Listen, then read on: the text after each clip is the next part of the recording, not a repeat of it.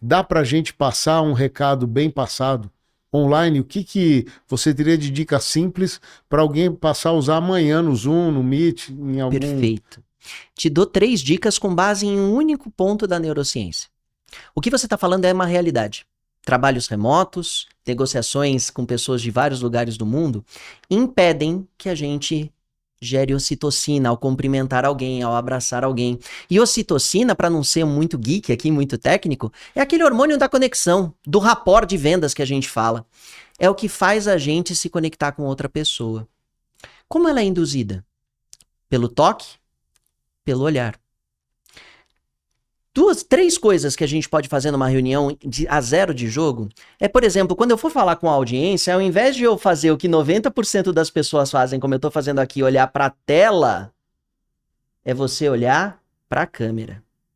E quando você olha para a câmera e fala com a câmera, você invariavelmente está gerando ocitocina de forma inconsciente para a pessoa.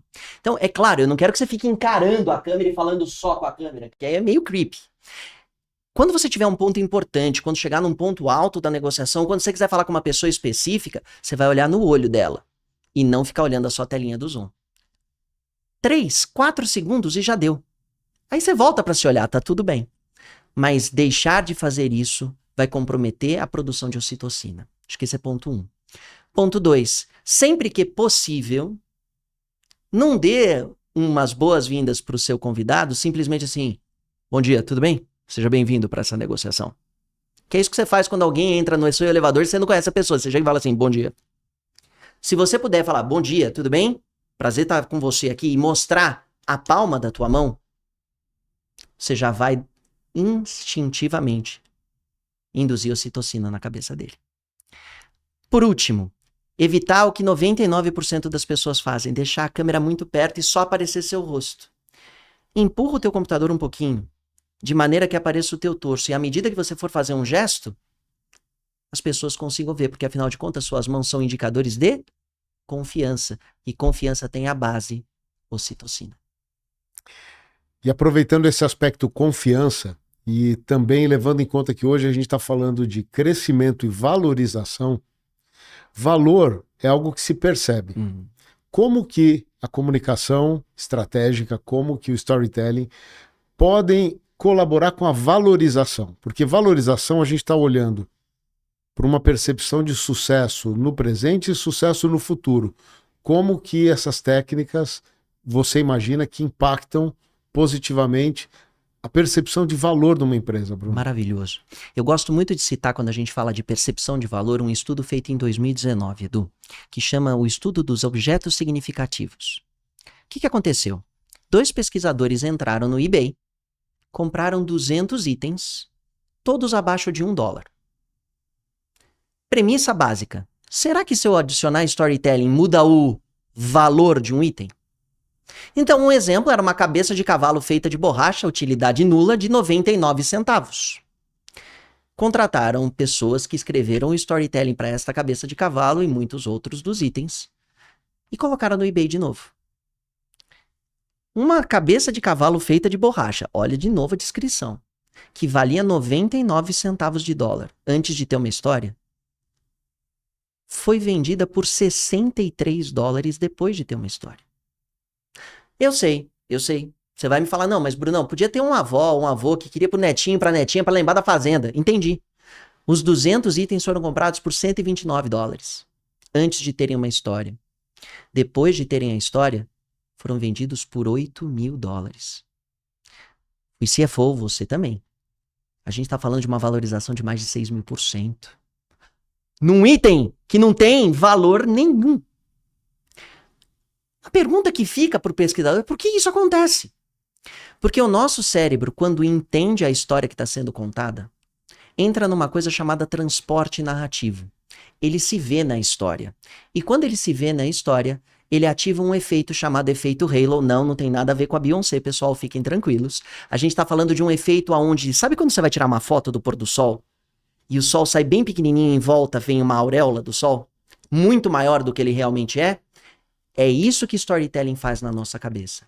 Ela aumenta uma peça de comunicação pequena para algo muito maior na cabeça do tomador de decisão. Porque ela ativa O algoritmo da persuasão. Isso que é o mais legal de tudo. Então, de fato, usar a história valoriza. Mas você vai falar, poxa, mas para qualquer coisa? Pensa nos Avengers. Eu gosto de comparar os Avengers com o Avatar. O Avatar foi uma bilheteria única de $1 bilhão em 40 e poucos dias. Os Avengers foi uma bilheteria de $1 bilhão em 10 dias. Qual que é a diferença desses dois filmes? Bom, o Avatar foi um filme que apareceu uma única vez, que todo mundo gostou muito e teve um valor muito rápido. Os Avengers foram uma história construída ao longo de 10 anos, mais de 20 filmes. Quando a gente tem uma narrativa de marca da nossa empresa ou a história que a gente quer contar consistente, a tomada de decisão vem mais rápida. Ela é acelerada, porque a percepção de valor é inacreditavelmente maior. Mas tem um ponto que eu admiro muito em você e que eu gostaria de trazer aqui para a mesa, que é o seguinte. A cabecinha de borracha do cavalo, vendida a $1. Ou a cabecinha de borracha do cavalo, vendida a $10. Tem gente que pensa, puxa, mas são 2 cabecinhas de cavalo. O valor percebido por conta do storytelling é diferente e isso muda o preço, porque o preço se calibra pelo valor. Agora, a entrega, quem compra uma cabecinha de cavalo por $1 e quem compra uma cabecinha de cavalo por $100, a cabecinha de cavalo representa de fato algo diferente para quem pagou um e para quem pagou mais do que um? Depende do valor que ela dá para a cabeça, porque o valor não é monetário, é emocional. Em geral, essas pessoas pagam mais porque se conectam emocionalmente com o produto. E aí, não tem limite o preço, Edu. Acho que essa é a grande sacada. Eu também trago um outro exemplo que, de novo, comunicação não é fato. A tomada de decisão de uma comunicação é pura percepção de valor. Você lembra bem da Kodak, é da nossa época, não é? Sim. Legal, Kodak fazia filmes fotográficos. Da minha época, não da sua. Não, mas eu usei também. A verdade é que todo mundo sabe que a Kodak quebrou no começo dos anos 2000 porque não aderiu à câmera digital. Câmera digital é essa que teve a sua patente lançada mais ou menos em 1985, se eu não estou muito enganado, pela Fujitsu. Essa é metade da história. Se você procurar no Google, 10 anos antes, um engenheiro da Kodak chamado Steve Sasson inventou a câmera digital. Peraí. Tô falando, em 1975 o cara era meio MacGyver. O cara tinha 3 chicletes, 2 elásticos e inventou uma câmera digital. Se você estivesse avaliando o Steve Sasson de 0 a 10 em competência técnica, que nota você dava? 10. Com certeza. Né? Legal. Ele tinha um produto que ele via muito valor. Foi levar para o tomador de decisão, que era o board da Kodak. E depois de apresentar, o board falou, nós não vemos valor neste produto. Vamos continuar fazendo o filme. Se ele era 10 de 10 na competência técnica, quanto que você daria de nota de 0 a 10 na percepção da comunicação de valor desse engenheiro? Nossa. Perto do 0? Terrível. 1 ou 2? Legal. A tomada de decisão do board foi no 10 de 10 ou no 2 de 10? Foi no 2 de 10.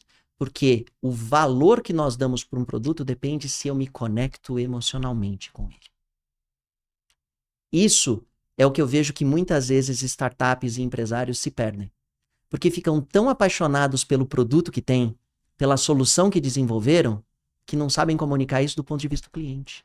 Falam só do deles. E aí caem num viés chamado viés da maldição do conhecimento. Eu sei tanto de um assunto que acho que você também sabe, então vamos falar do mesmo nível dele. Produto não pode ser desse jeito. Tem que ter essa conexão.